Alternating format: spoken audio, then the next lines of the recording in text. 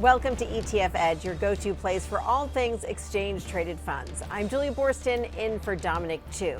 Two areas of the market, international and energy, are coming up on their own crossroads. So which way to go? Joining us now is Malcolm Dorson, head of active investment team and senior emerging markets portfolio manager at Global X, along with Paul Baiocchi, head of fund sales and strategy, SS&C ALPS advisors. Now, Malcolm, after more than a decade of lackluster performance, established international and emerging markets are having a moment. So tell us, what is driving this change? Thanks, Julie. Thanks for having us. I think you made a key point right off the bat that EM and international have underperformed for a decade plus, and that means we're coming from a really low base of positioning. Coming into the year, the advisors that we spoke to had a roughly 2 to 3% exposure to emerging markets versus roughly a 12% recommendation coming from MSCI. So we saw a significant underweight in the face of deep value, outsized growth, and some really significant, compelling catalysts coming up. But bigger picture, if we really want to dumb it down, why is it going well? It's a weaker dollar plus an easing Fed plus a rebound in China. That all combines to create a flashing sign saying buy emerging markets. So, Malcolm, Paul just laid out why it's going well. Do you agree with him? And what do you think could derail this kind of investor enthusiasm for international?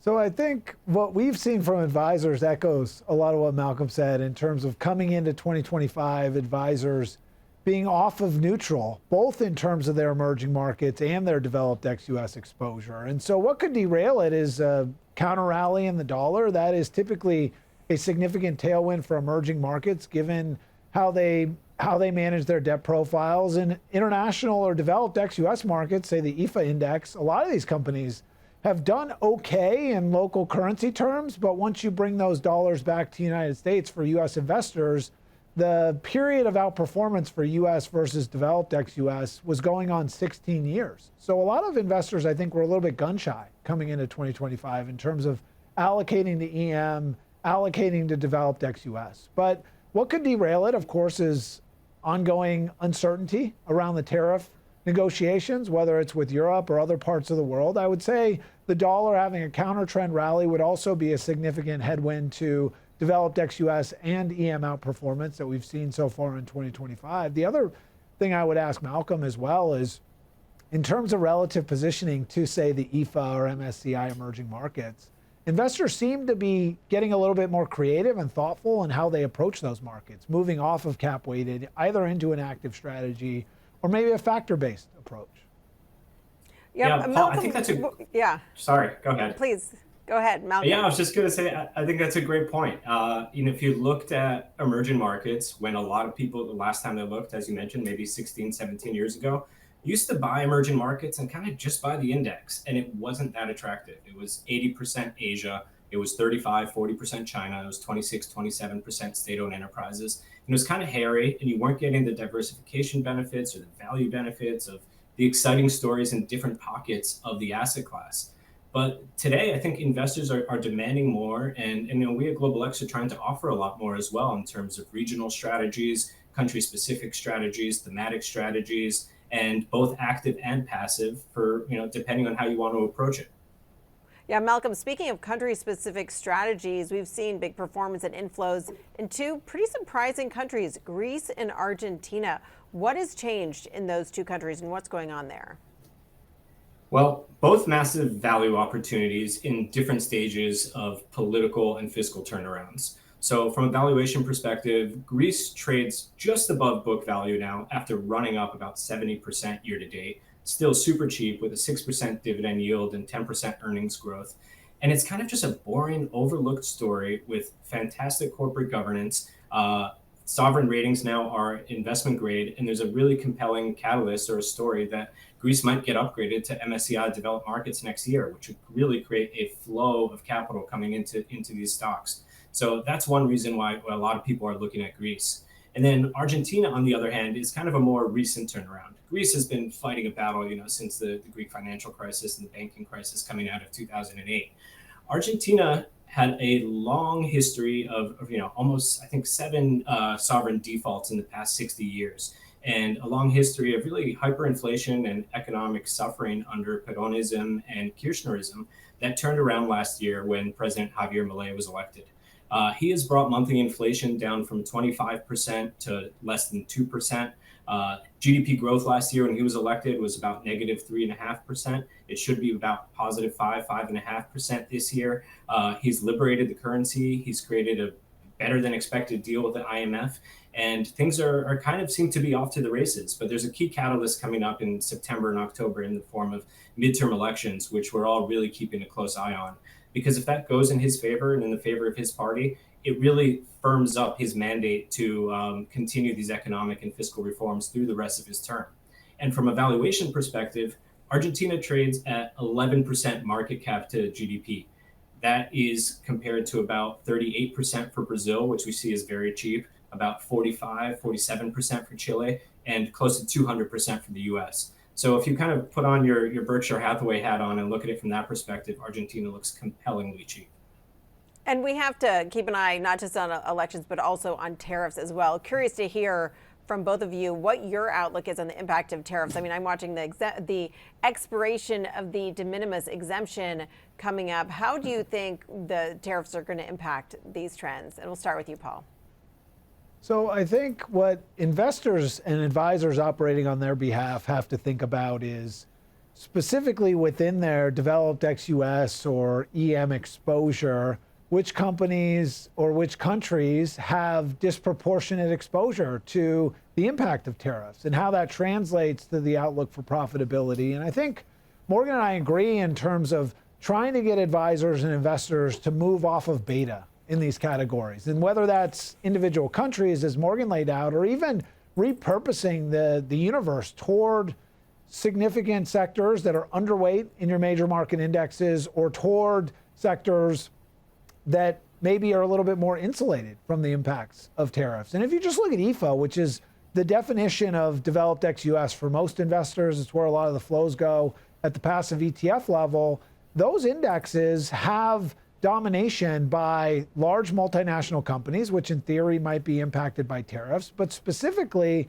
when you think about, say, EFA and its exposure to financials, it's 25% of the index. There's 55 banks in the index, which means you have this long tail of some good, some not so good banks. They might not be as impacted by tariffs, but they get the knock-on effect of the illiquidity in the marketplace, driving profit outlooks for these banks lower as a result of some of the multinational companies within that index that are impacted by tariffs. And so I think it's not necessarily just look at a tariff basket or a non-tariff basket and then invest based on that. It's really look at the factor exposure that you have. iDog is an example of a developed ex-US portfolio that focuses on a more balanced sector exposure, ideally with dividends as a factor that the companies are screened upon. When you think about that breakdown, a more balanced sector exposure, insulation from some of the knock-on effects of tariffs, that is how advisors and investors are trying to reconcile with muting the impact of tariffs on the companies in their portfolios while also benefiting from some of the tailwinds that Morgan laid out. Yeah, certainly a very nuanced issue there. Now, shifting gears over to energy, oil and nat gas, the raw commodities, also subject to a lot of geopolitical policy shifts. So, Paul, for investors looking to maintain energy exposure, you say infrastructure is a safer way to play it. I believe that wholeheartedly, and we're going to celebrate the 15-year anniversary of AMLP tomorrow with the closing bell at the New York Stock Exchange. That's the largest, most liquid MLP ETF, which plays in the energy infrastructure space. But we've seen investors start to take notice of some of these trends. So if you look at year-to-date XLE, which is the largest, most liquid energy ETF on the market, it's had more than $7 billion in net outflows this year. It's had more than $13 billion in net outflows over the course of the past 3 years. And yet, if you look at energy infrastructure as a category, which includes AMLP and other more diversified energy infrastructure strategies, 1.6 billion in net inflows into the category year to date, 950 million in net inflows into AMLP so far here in 2025. And I think that speaks to the fact that advisors and investors are starting to think about energy more in terms of power as opposed to crude oil and natural gas. And when you think about it in the context of the electrification theme and how you can get exposure to rising electricity demand and understanding that our electricity mix is evolving before our eyes. We're talking about incorporating nuclear in a way that we really haven't for decades. We're seeing that natural gas not only is at 42% of our electricity generation now, but is likely to rise alongside solar and wind, and the mix of what generates electricity is evolving. And the way that investors play, quote unquote, energy is evolving. XLU has $2.7 billion in net inflows year to date. The sleepy old utility sector, which, by the way, had the best performing stock in the S&P 500 last year. And so I think the conversation about energy is evolving beyond simply, I have to own the large majors, the diversifieds, and I need to actually start to position for the companies that are going to benefit from rising electricity demand and get a mosaic of exposures to capture it. And of course, there's so much projected AI power demand tied to all of these AI giants exploding. Tell me here, Malcolm, how are you looking at Global X and the ETFs you have to serve that kind of part of the equation?